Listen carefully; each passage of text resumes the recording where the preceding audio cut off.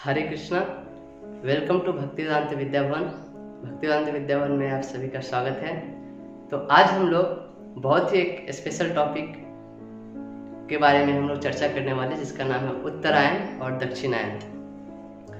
तो ये सूर्य की गति के अनुसार उत्तरायण और दक्षिणायन का नाम पड़ा है।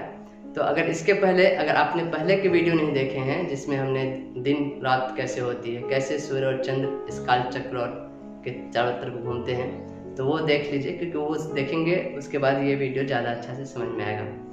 तो उत्तरायण और दक्षिणायन के बारे में हम लोग आज देखेंगे, और इसमें हम लोग बहुत सारे जो ग्रंथ हैं, जैसे भागवत महापुराण हुआ, और भी बहुत सारे ग्रंथ का हमने यहाँ पे रेफरेंस लिया, उसके द्वारा हम लोग देखेंगे।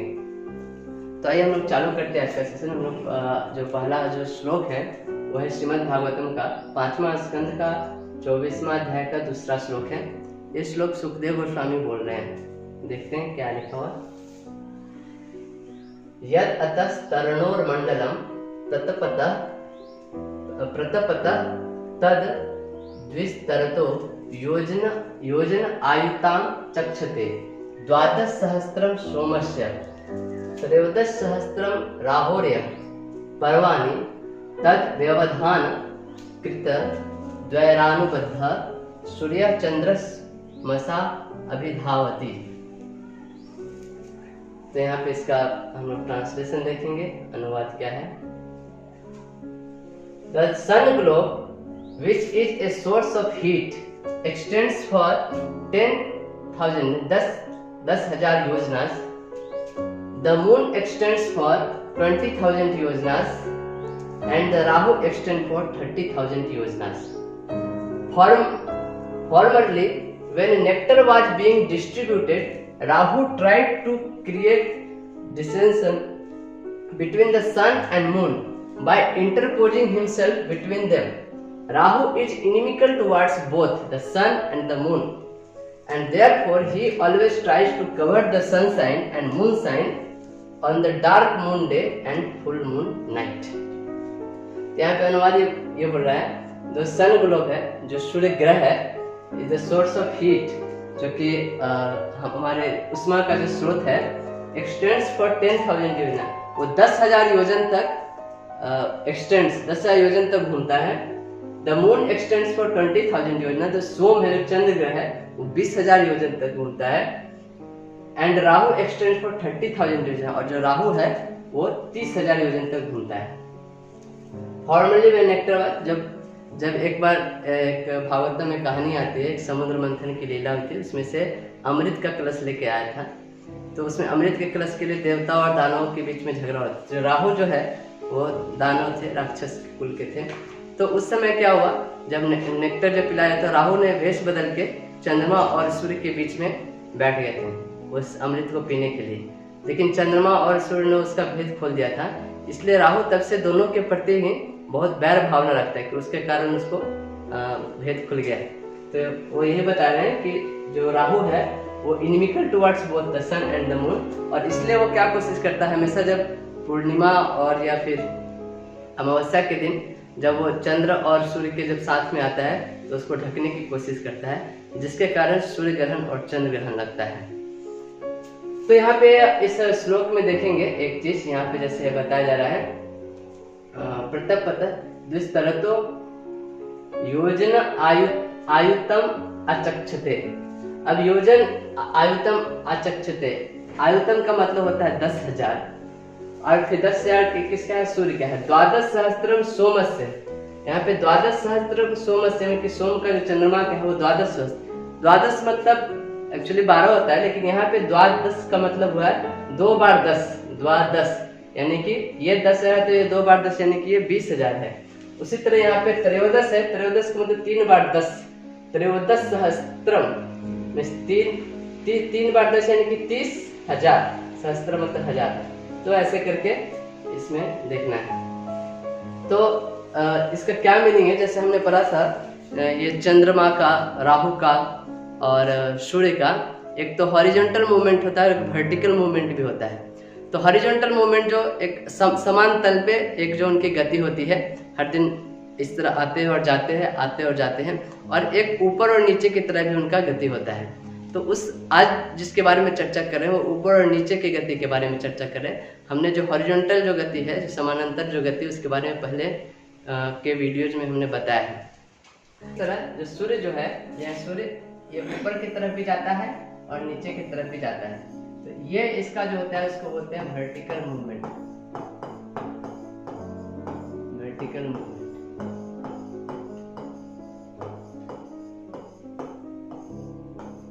तो ये क्या बोल रहा है, ये जो मूवमेंट है वो 10,000 योजन तक है, ये सूर्य का। इसी तरह चंद्रमा भी, ये चंद्रमा है, ये भी ऊपर जाती है और नीचे भी जाती है, ये 20,000 तक है, 20,000 योजन। और ये राहु है, राहु भी ऊपर जाती है और नीचे आती है, ये 30,000 योजन तक आती है। लेकिन यहाँ पे एक ध्यान देने वाली बात ये है, आप देखेंगे तो जो सूर्य है वो ज्यादा डिस्टेंस कवर करे, यहाँ से यहाँ तक ज्यादा दूरी तय करे, इसको 10,000 बोल रहे हैं। और जबकि चंद्रमा जो है यहाँ से यहाँ तक कम ही दूरी तय करे, इसको 20,000 बोल रहे हैं। और राहु और भी कम करे, उसको 30,000 बोलते हैं। तो इसको कैसे समझा जाए? तो एक्चुअली शास्त्रों में ये डिस्टेंस उनका एक्चुअल डिस्टेंस नहीं है जो दिया गया 10,000 की, जो कि दूरी तय करते हैं, बल्कि एक पर्टिकुलर जगह से, जब पृथ्वी से एक पर्टिकुलर विंडो फ्रेम से देखा जाता है तो उसके अनुपात में ये डिस्टेंस बताए गए। इसको समझने के लिए हम ऐसे देख सकते हैं, जैसे कि ये मान लीजिए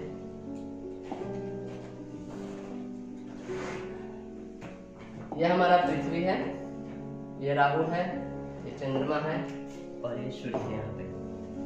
तो एक मान लीजिए हम लोग ये पार्टिकुलर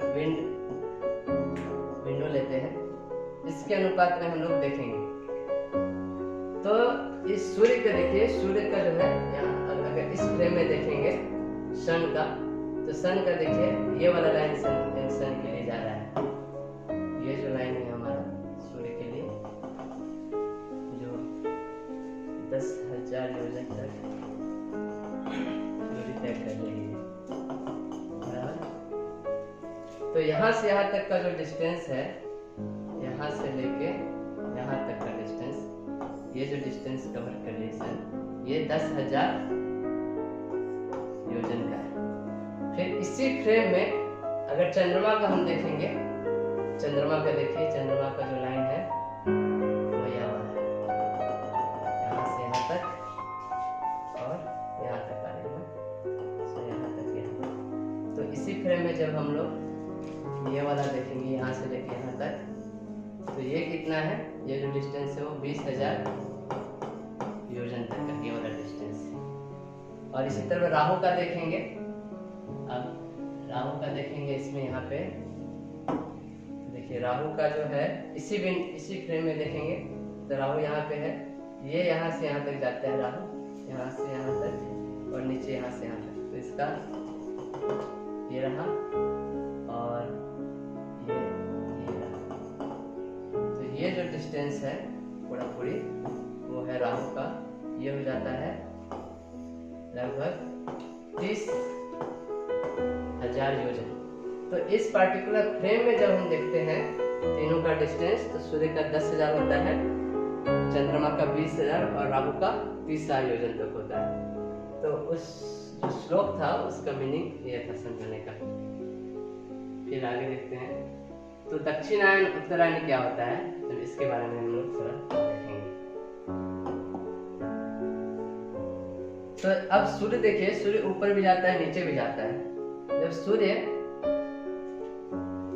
ऊपर की तरफ जाता है, ये मूवमेंट की तरफ जाता है ऊपर की तरफ, तो उसको उत्तरायण बोलते हैं। क्या बोलते हैं? उत्तर। क्योंकि ऊपर में क्या है, नॉर्थ साइड है और नीचे क्या है, साउथ है। नॉर्थ को हिंदी में उत्तर बोलते हैं और साउथ को दक्षिण बोलते हैं। तो जब सूर्य नीचे से ऊपर की तरफ यानी कि उत्तर की तरफ जाती है तो उसके गति को उत्तरायण गति बोलते हैं। और जब सूर्य ऊपर से नीचे की तरफ आती है यानी कि जब दक्षिण की तरफ आती है तो उसको दक्षिणायन गति बोलते हैं। तो ये दो गति होती है, उत्तरायण और दक्षिणायन। उसकी दिशा के नाम पे इसको दिया जाता है। और इसी तरह जब तीनों, इसमें भी जब राहु चंद्रमा और सूर्य जब इसी तरह उत्तरायण और दक्षिणायन करते हो, जब एक सीधे लाइन में आ जाते हैं सब, तो उस समय अमावस्या या फिर पूर्णिमा का समय होता है और उसी समय चंद्र ग्रहण और सूर्य ग्रहण लगता है।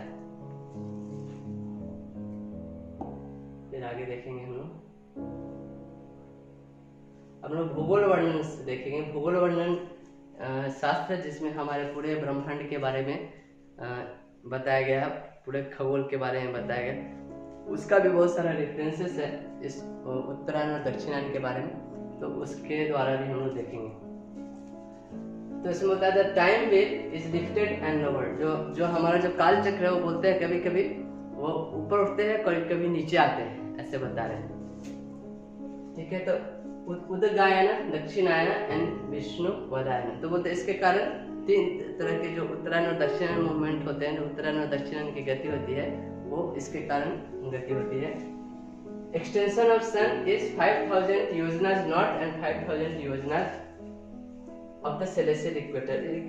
इक्वेटर यानी कि विषुवत रेखा, विषुवत रेखा के 5000 योजन ऊपर और 5000 योजन नीचे उसका गति होता है सूर्य का। तो 5000 प्लस 5000 नीचे का और 5000 ऊपर का मिला को टोटल जो होता है वो 10,000 योजन तक सूर्य का एक्सटेंशन होता है। The extension of moon is 10,000 up and 10,000 down. उसी तरह चंद्रमा है वो इक्वेटर के 10,000 ऊपर और 10,000 नीचे योजन तक जाता है, तो इसलिए उसका टोटल 20,000 20,000 योजन तक हो जाता है। The extension of Rahu is 15,000 योजना नॉर्थ एंड 15,000 योजना south to keep the pace. तो और राहु का क्या है, वही इक्वेटर से वही विषुवत रेखा से 15,000 ऊपर और 15,000 योजन नीचे तक जाती है, तो उसका टोटल 30,000 योजन तक का दूरी तय करता है। Northern and southern courses every Fortnite. तो मून भी क्या करता है, हमें हर पक्ष में, पक्ष के बारे में हम आगे बताएंगे। तो 2 पक्ष होते हैं, कृष्ण पक्ष और हर पक्ष में उसका उत्तरायण और दक्षिणायन होते रहता है। ये हमने भूगोल वर्णन से देखा है, इसका डिस्क्रिप्शन। आगे भागवतम में चल के एक बहुत अच्छा कहानी आती है प्रियव्रत महाराज की। जो प्रियव्रत महाराज जब राज्य करते थे तो ये पूरे धरातल पे उन्होंने बहुत अच्छा राज किया और उनके राज्य में कभी रात नहीं होता था, ऐसा बोला जाता है। तो प्रियव्रत महाराज क्या करते थे, जैसे सूर्य चल रहा है तो सूर्य मान लो इधर है, पृथ्वी यहाँ पे है, तो इधर वालों के लिए दिन होगा और इधर वालों के लिए क्या हो जाएगा, रात हो जाएगा। तो प्रियव्रत महाराज खुद से एक रथ लेके उसमें चलते थे, जिधर जिधर रात होता था उधर रोशनी वो देते थे, उधर एक सूर्य बनाया था उन्होंने। तो जब सूर्य इधर है तो उनका रथ इधर रहता था, फिर सूर्य इधर आया तो उनका रथ इधर आ गया। तो ऐसे सूर्य के जस्ट अपोजिट डायरेक्शन में घूमते रहते थे।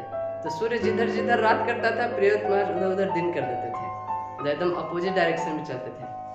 तो उनके ही कहानी से हम लोग देखेंगे कि सूर्य और क्या मूवमेंट के बारे में उससे पता चलेगा। तो ये श्रीमद् भागवतम के 5वां स्कंद का पहला चैप्टर से लिया गया, पहला अध्याय से लिया गया है।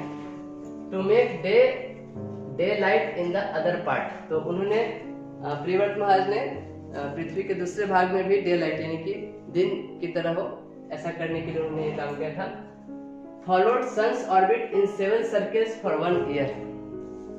तो उसमें लिखा है कि जब प्रियव्रत महाराज थे वो जो सन का जो ऑर्बिट है उसी को फॉलो करके चलते थे और कैसे 7 सर्कल्स यानी कि 7 वृत्ताकार गोला में घूमते थे 1 साल के लिए। ठीक है, 7 chariots each with 1 wheel।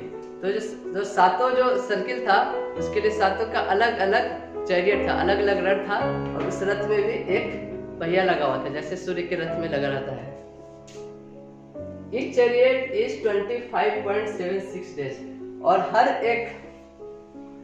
एक रथ कितने दिनों के लिए चलाते थे, 25.76 दिन के लिए। तो 7 chariots हाफ ईयर। अगर 7 इस तरह सर्किल में घुमाते थे, 7 गो रथ घुमाते थे और एक रथ अगर 25.76 डेज के लिए चलता था, 25.76 डेज, तो 7 चैरियट मतलब कि 25.76 into 7 बराबर 180.3 डेज, लगभग पूरी आधा साल, आधा वर्ष। यानी कि एक बार पूरे वो सातों सर्किल में घूमते थे तो आधा वर्ष पार हो जाता था, ये बता रहा है। फिर देखते हैं, he rode in each of these 7 chariots for 25 days and 45.5 घटिकास। अब घटिका क्या होता है? 24 मिनट का एक घटिका होता है यहाँ पे। तो 25 डेज एंड 45.5 घटिका is totally half a year. जब 25.76 डेज इंटू 7 करेंगे तो 180.3 डेज आता है।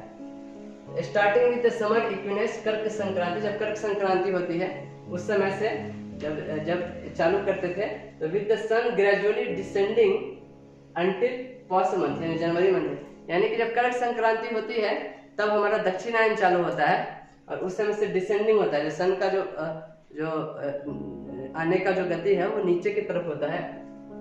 तो वही बताया, तो उनका जो प्रियव्रत महाराज का जो रथ था जो 7 सर्किल में घूमता था वो भी धीरे धीरे नीचे की तरफ आते जाता था, क्योंकि सन अगर नीचे आएगा तो उनको भी नीचे लेना पड़ता था। तो वही बता रहा है, तो वो कुछ इस तरह का मूवमेंट होता था। यह हमारा पूरी धरातल है, देखेंगे तो हम जम्बूद्वीप में रहते हैं, लगभग यहाँ के पास में। ऐसे करके टोटल 7 बहुत सारे वर्ष है, ऐसे ये बहुत सारे द्वीप है, जम्बूद्वीप ऐसे करके बहुत सारे द्वीप है। तो ये सब जो प्रियव्रत महाराज का जो रथ था 6 मंथ के लिए नीचे की तरफ आता था। ये सब एक एक रास्ता था, एक रथ का रास्ता, दूसरे रथ का रास्ता, तीसरे रथ का रास्ता, ऐसे चौथे, पांचवें, छठे, ऐसे 7 टोटल उन्होंने उनके रथ के पहिए से 7 ऐसे रास्ते बन गए थे। और 7 रथ में हर रथ 25.67 डेज घूमता था। फिर उसके नीचे की तरफ आता था, फिर उसके नीचे की तरफ आता था, फिर उसके नीचे की तरफ आता था, और इस तरह वो सूर्य के पीछे पीछे सामने से घूमते रहता था। फिर आगे देखते हैं। Then again starting from the winter equinox, यानी कि मकर संक्रांति, जब जनवरी में मकर संक्रांति होती है उस समय he would travel until the cycle was completed with the same number of days fixed।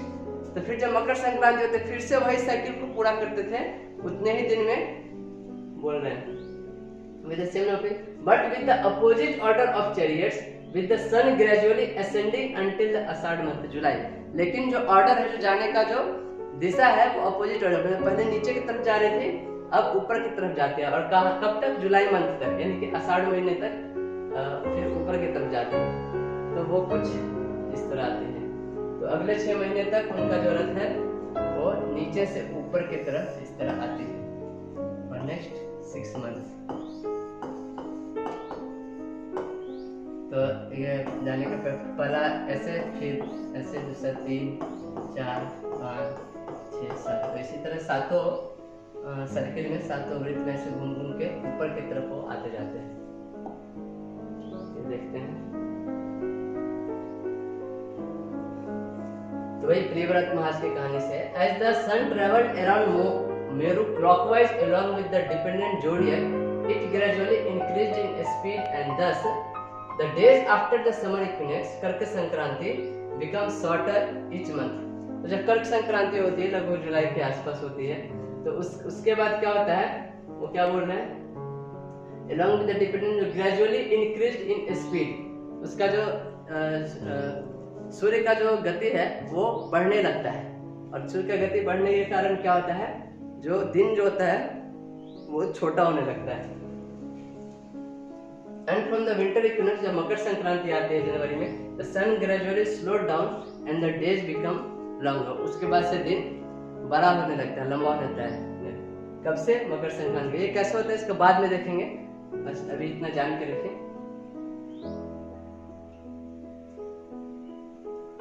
अब लिंग पुराण से देखेंगे। लिंग पुराण में भी बहुत सारे रेफरेंसेस दिए गए इसके। ये है लिंग पुराण का दूसरा चैप्टर का 12 से 14वां श्लोक में आता है, जिसमें बताया गया there are 180 circles between north and south.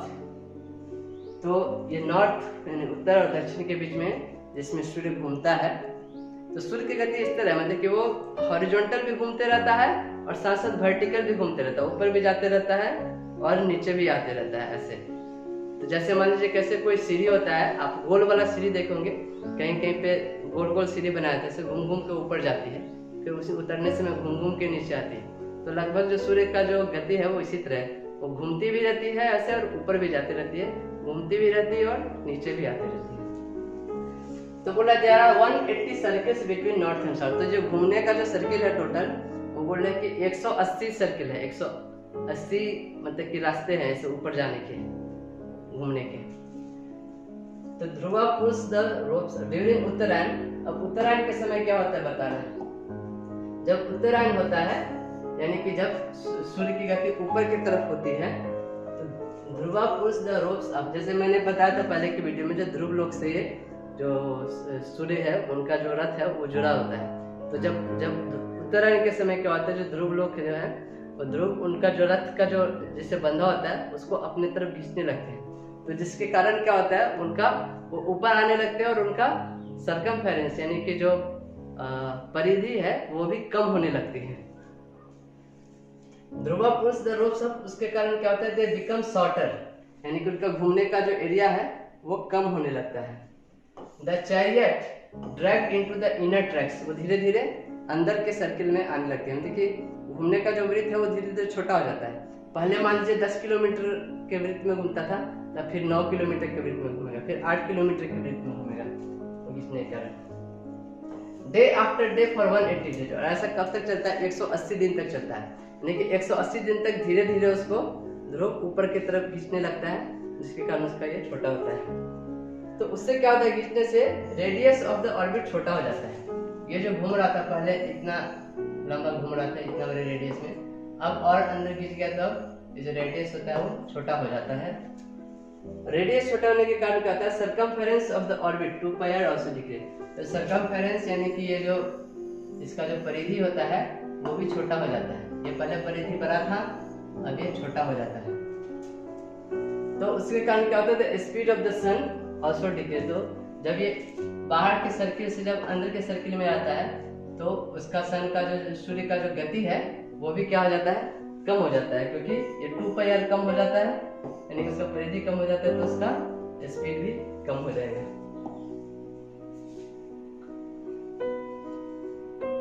तो कुछ इस तरह आता है।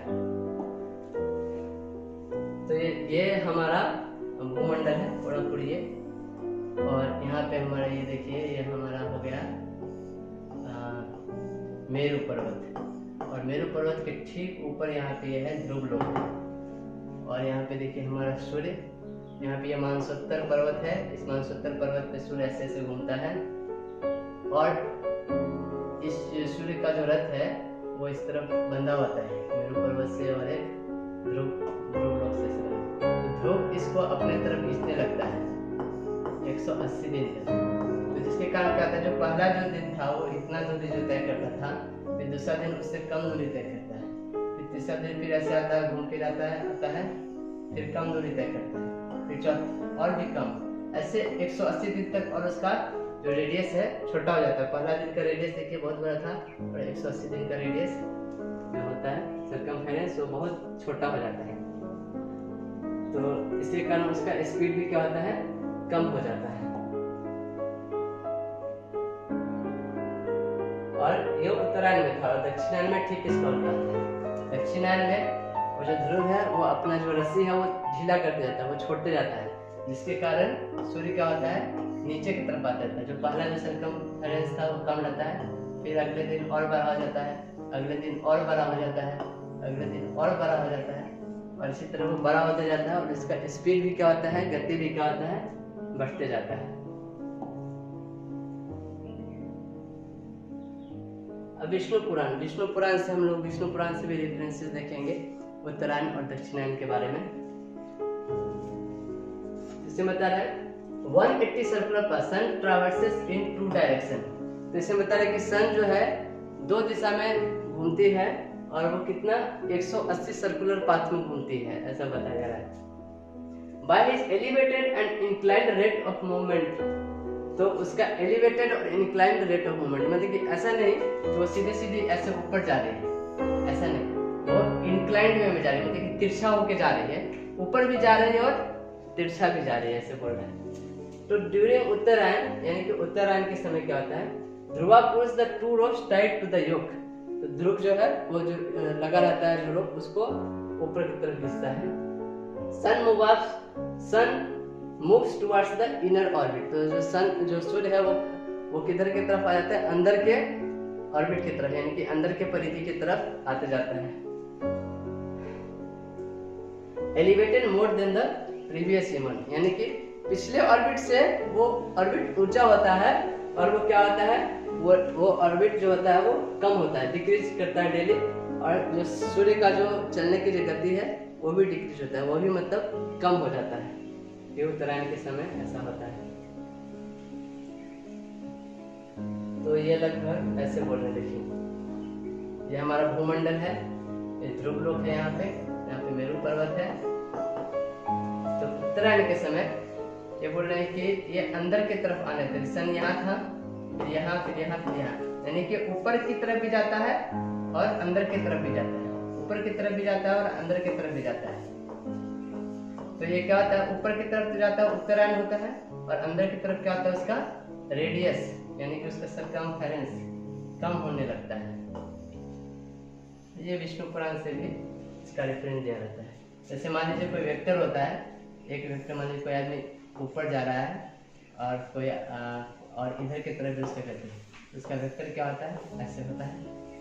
तो ये बता रहे कि ये इधर भी जाता है और इधर भी जाता है, जिसके कारण वो इस डायरेक्शन में ऊपर चलते जाता है।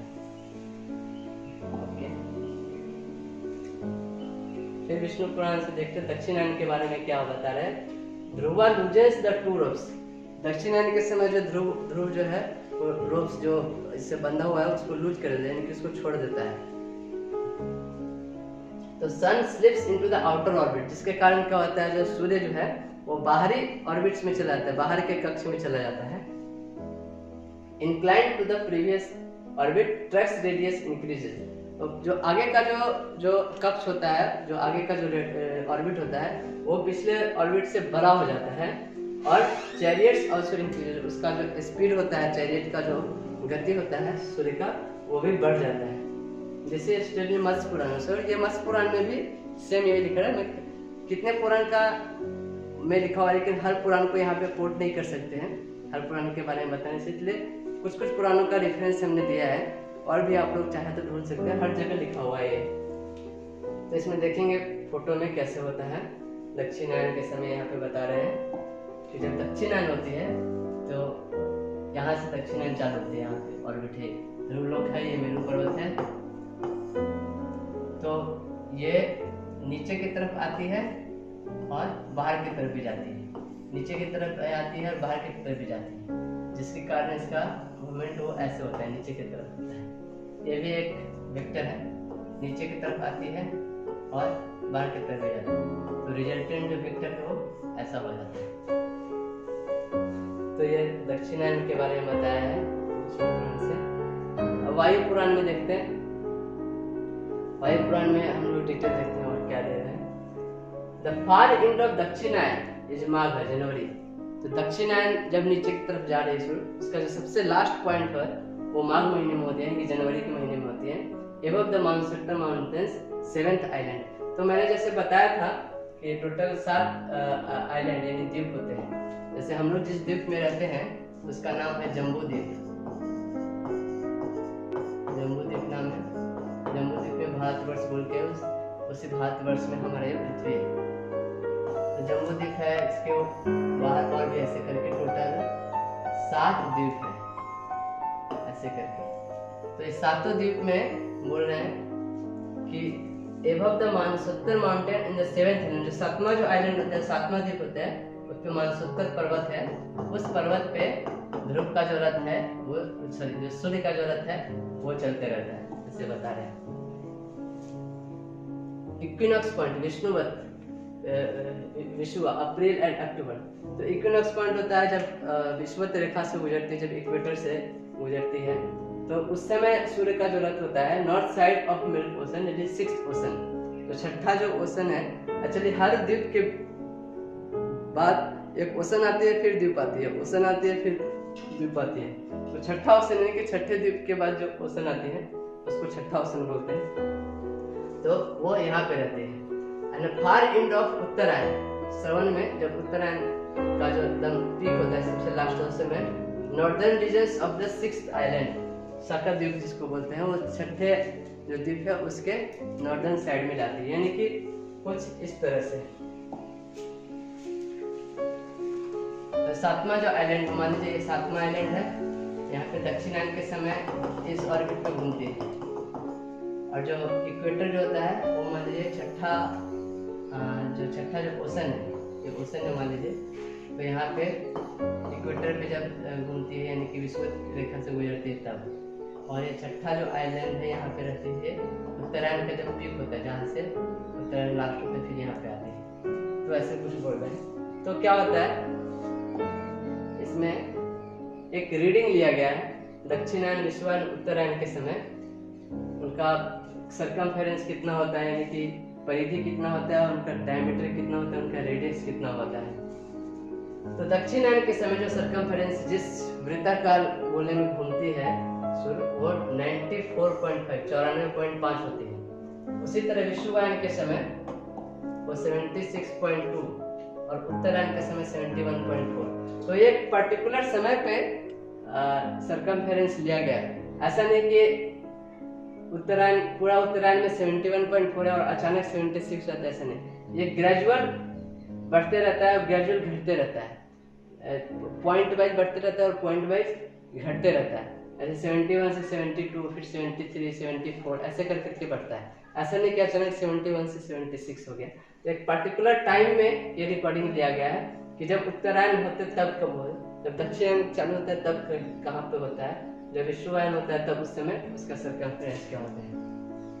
और उस समय रेडियस भी इसका देखिए, जब दक्षिणायन होती है तो 15.75, विषुवायन होती है तो 12.7 और उत्तरायण होती है तो 11.9। तो देखिए जब उत्तरायण चालू होती है तो सबसे कम रेडियस रहता है उस समय, जब दक्षिणायन होता है तो सबसे ज्यादा, क्योंकि दक्षिणायन मतलब नीचे की तरफ, नीचे का सर्कमफेरेंस सबसे बड़ा होता है और ऊपर का सर्कमफेरेंस सबसे छोटा होता है।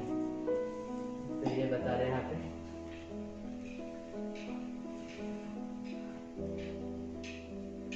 अब ये वायु पुराण से लिया गया है, वायु पुराण के 16वां अध्याय से लिया गया है, 122वां श्लोक है। तो ड्यूरिंग उत्तरायण इनर सेल, तो उत्तरायण के समय वो अपने अंदर के ऑर्बिट में, अंदर के कक्ष में जाती है। ड्यूरिंग दक्षिणायन आउटर सर्किस, तो दक्षिणायन के समय वो बाहर के कक्ष में जाते हैं। The width of each track is 21,221 योजना, 21,221 योजन तक होता है। विषुवत peak on the day of equinoxes, both day and night equal 15 मुहूर्त।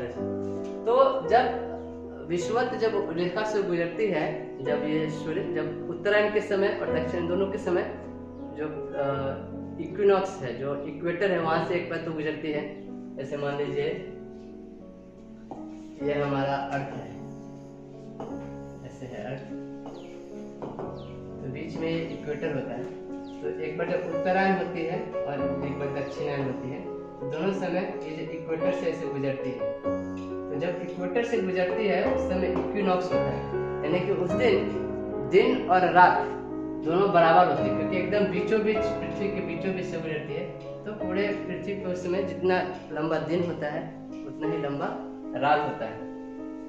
तो बोलते हैं विषुवत peak on the day of equinoxes, both day and night equals, यानी 15 मुहूर्त मेष है। तो जब ये होता है उत्तरायण होता है तब मेष राशि में होती है, और जब दक्षिणायन होता है तो तुला राशि में ये विषुवत रेखा से गुजरती है।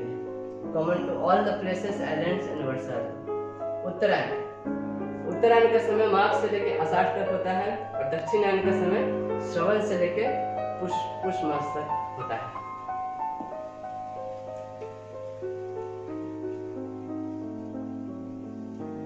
अब श्रीमद् भागवतम से देखेंगे 5वां स्कंद 21वां अध्याय 3 से 6 श्लोक में ये दिया गया है। ड्यूरिंग उत्तरायण, तो उत्तरायण के समय क्या होता है, slow speed ascending in the sky, तो सूर्य की गति क्या होती है, कम हो जाती है और वो आकाश में असेंडिंग यानी कि ऊपर की तरफ बढ़ने लगता है। मूव्स थ्रू द 6 जोडिएक साइंस, तो टोटल 12 जोडिएक साइन होते हैं, तो 6 जोडिएक साइन यानी कि 6 राशियां जो होती है वो उत्तरायण के समय सूर्य कवर करता है, और 6 राशियां जो होती है वो दक्षिणायन के समय कवर करता है। Days longer and night shorter, जब उत्तरायण होता है तो क्या होता है, दिन बढ़ने लगता है और रात क्या होता है, छोटा होने लगता है। जैसे अभी उत्तरायण का समय चल रहा है, अभी फरवरी का महीना चल रहा है और अभी उत्तरायण का समय चल रहा है। तो मकर संक्रांति हुआ था, तो मकर संक्रांति के बाद उत्तरायण चालू हो जाता है।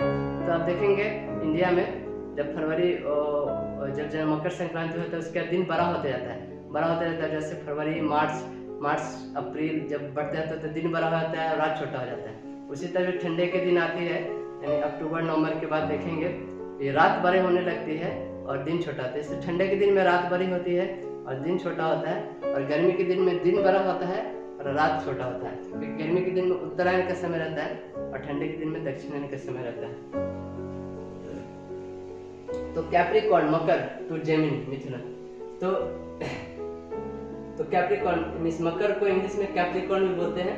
तो मकर राशि जब मकर संक्रांति, मैंने जैसे बोला मकर संक्रांति से मिथुन संक्रांति तक, मिथुन में आने तक उस समय क्या होता है, उत्तरायण का समय चलते रहता है। और ड्यूरिंग दक्षिणायन क्या होता है, क्विक स्पीड, उसका जो गति है वो बढ़ जाता है और डिसेंडिंग वो नीचे की तरफ आने लगता है। और दिन कितने होते हैं, दिन क्या होते हैं, शॉर्टर हो जाते हैं, दिन छोटा हो जाता है और रात बड़ा होने लगता है। और ये कहाँ से, कैंसर, कर्क राशि से धनु राशि। जब कर्क संक्रांति होती है लगभग जुलाई के आसपास होती है, तो कर्क संक्रांति से लेकर धनु संक्रांति तक जो का समय होता है वो दक्षिणायन का समय होता है।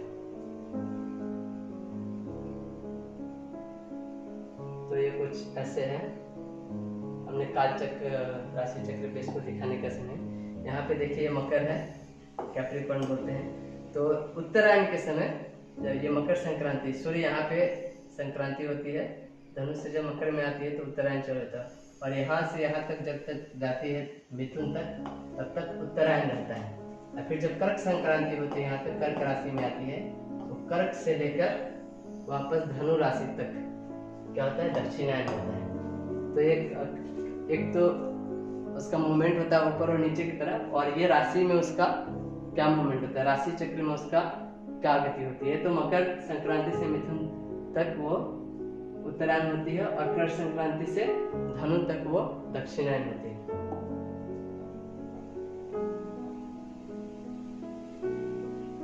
दक्षिणायन उत्तरायण के बारे में श्रीमद् भागवतम से देख रहे हैं। ड्यूरिंग इक्विनॉक्स मीडियम स्पीड, तो इक्विनॉक्स मतलब जब दिन और रात बराबर होते हैं उस समय जो उसकी गति रहती है वो मीडियम रहती है, यानी कि एवरेज जो स्पीड होता है वो होता है। डेज एंड नाइट्स, उस दिन क्या होता है, दिन और रात बराबर होते हैं। तो मैंने बताया दो जगह होती है, एरीज और लिब्रा, यानी कि मेष संक्रांति जब होती है उत्तरायण के समय, मेष संक्रांति के समय इक्विनॉक्स होता है, और दक्षिणायन के समय लिब्रा यानी कि तुला संक्रांति के समय ये इक्विनॉक्स होता है। Only on one day and night of year, तो पूरे ईयर में, साल में ये दो बार होती है, एक बार उत्तरायण के समय होती है और एक बार दक्षिणायन के समय होती है। Change in the day night 1 घटिका इन 24 मिनट्स पर मंथ। तो ये उत्तरायण और दक्षिणायन जब होता है तो हर एक मंथ में कितना मिनट का बढ़ोतरी घटोतरी होता है, 24 मिनट का। यानी जैसे जब उत्तरायण हो रहा है तो दिन हर महीने 24 मिनट बढ़ जाएगा। मान लीजिए कि अभी फरवरी में मान लीजिए 6:30 बजे सुबह से लेके 5 बजे तक ये होता है, सूर्यास्त होता है। तो मार्च महीने में 6:30 बजे से लेके 5:30 बजे तक या 5:24 तक ऐसे होने लगेगा। तो हर महीने में 24 घंटा 24 मिनट डे लाइट बढ़ जाएगा। उसी तरह दक्षिणायन के समय क्या होगा, 24 मिनट घट जाएगा हर महीने में। Northern course days grows longer, northern course यानी कि उत्तरायण के समय दिन बड़ा होने लगता है। Southern course nights grows longer, और साउदर्न दक्षिणायन के समय क्या होता है, रात बड़े होने लगते हैं। तो ये हमने एक और फिगर के थ्रू और भी अच्छा से समझने का कोशिश करेंगे हमारे अर्थ ग्लोब को ध्यान में रखते हुए।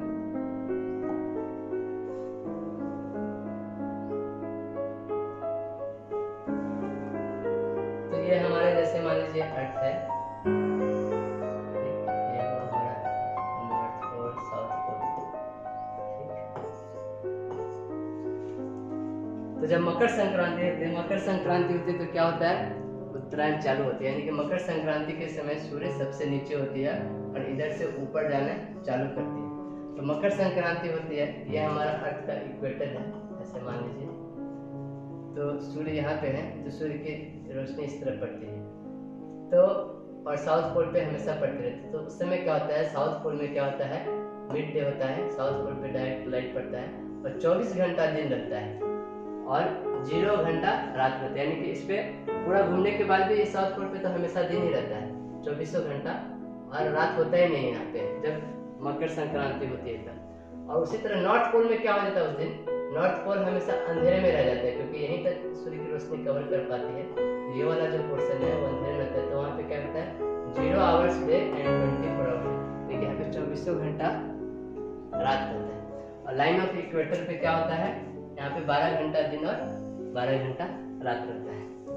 तो ये उत्तरायण है कि लगभग 15 जनवरी के आसपास ये मकर संक्रांति होती है, उस समय की बात बोल रहे हैं।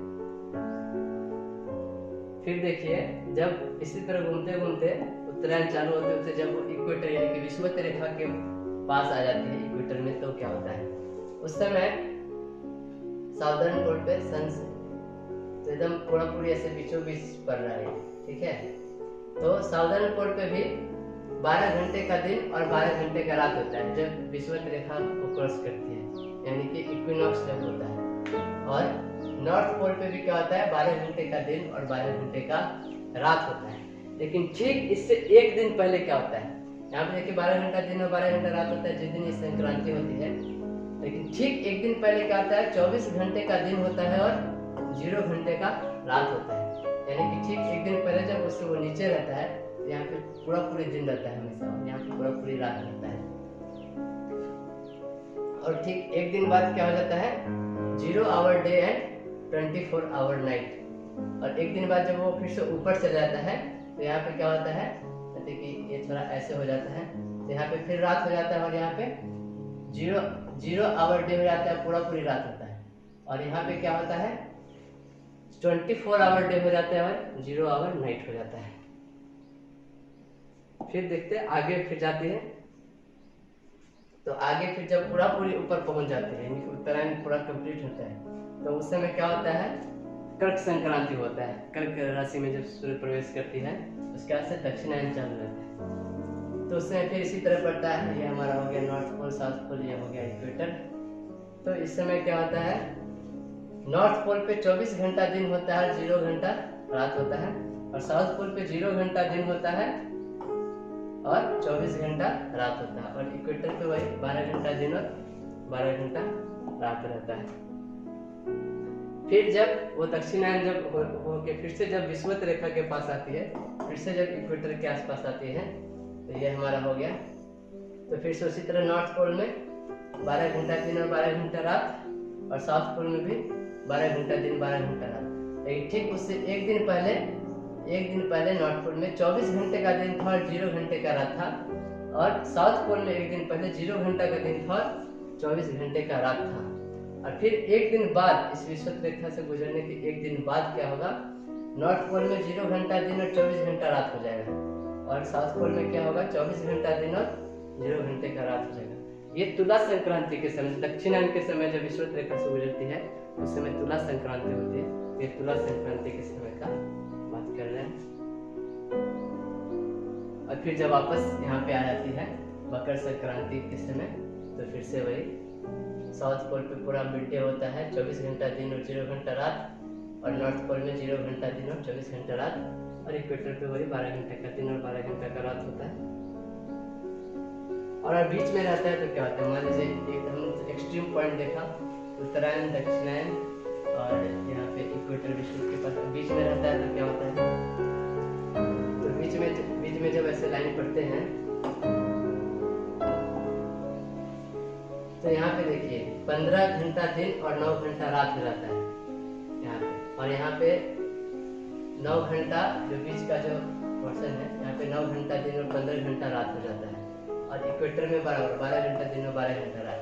साउथ पोल पे क्या होता है 24 घंटा दिन और 0 घंटा रात ही रहता है। नॉर्थ पोल पे 0 घंटा दिन और 24 घंटा रात है। यानी कि ये जो चेंजेस है डे लाइट और नाइट में 15 घंटा 9 आवर्स, ये ग्रेजुअल चेंजेस है, ये अचानक चेंज होता है। हर दिन थोड़ा बढ़ता है डे लाइट और नाइट घटता है, हर दिन बढ़ता है घटता है। यहाँ पे देखिए ये डे लाइट 24 घंटे का था, अब जैसे जैसे ऊपर बढ़ते रहता है ये जगह पे, अभी यहाँ पे देखिए 15 घंटे का हो गया, यहाँ पे 12 घंटे का हो गया, तो फिर यहाँ पे 0 घंटा का हो गया। यानी कि ये 24 घंटा से 0 घंटा तक धीरे धीरे कम होते रहता है, जैसे जैसे सूर्य ऊपर जाते रहता है। तो इसी तरह बहुत सारे जगहों में हम देखेंगे कि डे लाइट सेविंग का ये आता है। तो हमने ये बहुत सारे जो जगह है वहाँ पर का हमने डे लाइट और डे लाइट का डाटा लिया है। तो ये ग्रीनलैंड है जो 75 डिग्री अक्षांश पे है। यहाँ पे 24 घंटे का दिन होता है। लगभग जून में 30 जून के आसपास का तो 24 घंटे का दिन होता है। और अगर सितंबर लेंगे तो 10 घंटा 50 मिनट का होता है। दिसंबर में लेंगे तो 0 घंटा का दिन होता है, यानी कि यहाँ पे पूरी रात रहता है। फिर मार्च में लेंगे तो 15 घंटे का दिन होता है। इसी तरह मुंबई जो 20 डिग्री अक्षांश पे है, इंडिया में है, तो यहाँ पे 13 घंटे का होता है जून में, फिर से 12 घंटे का होता है सितंबर में, 11 घंटे का होता है दिसंबर में, फिर 12 घंटे 20 मिनट का होता है मार्च में। इसी तरह सिंगापुर का हमने लिया है। सिंगापुर जो लाइन ऑफ इक्वेटर से गुजरती है, विषुवत रेखा से गुजरती है, तो उसमें देखिए लगभग बराबर होता है। 12 घंटा 10 मिनट, 12 घंटा 6 मिनट, 12 घंटा 2 मिनट, 12 घंटा 7 मिनट। तो डे लाइट लगभग बराबर है। लेकिन वैसे ही ग्रीनलैंड में देखिए डे लाइट एकदम चेंज हो जाते हैं। 24 घंटा है तो कभी 0 घंटा भी हो रहा है। उसी तरह केप टाउन है, -35 डिग्री अक्षांश पे है। यहाँ पे देखिए 10 घंटे का दिन है जून में, तो सितंबर में 12 घंटे का 12.5 घंटे का है, फिर 14.5 घंटे का दिसंबर में है, मार्च में 11 घंटा 45 मिनट का है। उसी तरह और नीचे आएंगे -40 डिग्री अक्षांश पे आएंगे तो 9.5 घंटा, 12.5 घंटा, 14 घंटा 50 मिनट, 11 घंटा 35 मिनट। उसी तरह और नीचे आएंगे केप हॉर्न में आएंगे, -55 डिग्री अक्षांश पे है। यहाँ पे देखिए डे लाइट मात्र 6 घंटा 55 मिनट का हो रहा है। और देखिए सितंबर में 12 घंटा 40 मिनट, 6 घंटा 55 से 12 घंटा 40, फिर देखिए 17 घंटा 40 मिनट का दिन हो जाता है। यानी कि 24 घंटे में 17 घंटा 40 मिनट दिन रहता है। तो कितना चेंजेस है, 7 घंटे से 17 घंटे। तो डे लाइट सेविंग इस तरह उनका चेंज होते रहता है। तो ये था, ये सब हमने बताया आज कि कैसे उत्तरायण और दक्षिणायन होता है और कैसे इसका प्रभाव हमारे पृथ्वी पर पड़ रहा है, कैसे दिन और रात बढ़ रहे हैं, कैसे उत्तरायण और दक्षिणायन के कारण दिन और रात का जो अवधि है वो कम और बेसी होते रहता है। हमने बहुत सारे एग्जाम्पल भी देखे, हर पृथ्वी के हर जगह का, अलग अलग जगह का सूर्योदय और सूर्यास्त के बीच का समय नाप के देखें। तो ये शास्त्र के अनुसार हमने देखा है, जो कि पूरी अच्छे तरीके से हमको एक्सप्लेन करती है दिन और रात के बारे में, उत्तरायण और दक्षिणायन के बारे में। ना कि पृथ्वी ऐसे टिल्ट है जिसके कारण उत्तरायण, फिर पृथ्वी ऐसे घूम जाती है। तो ये सब कोई कारण नहीं है। जो आजकल के लोग जो पढ़ाते हैं हमारे कोर्सेज में और बुक्स में, वो सब उनका अपने मन से बना हुआ कहानी सब है। हमने शास्त्रों से जो दिया हुआ है, जो सबसे ऑथेंटिक चीज़ है, और इसके सामने आपको पूरी लॉजिकली एक्सप्लेन करके दिखाया है कैसे उत्तरायण और दक्षिणायन में भी दिन और रात की अवधि कम और बेसी होती रहती है। तो इसे अयन है, तो उत्तरायण मतलब उत्तर की दिशा में जब सूर्य जाते हैं, दक्षिणायन मतलब दक्षिण की दिशा में जब सूर्य जाती है। और इसको अयन के बारे में थोड़ा और भी हम अगले वीडियो में चर्चा करेंगे। आज तक के लिए इतना ही हम लोग करते हैं, फिर मिलते हैं अगले वीडियो में। तब तक के लिए धन्यवाद। हरे कृष्णा।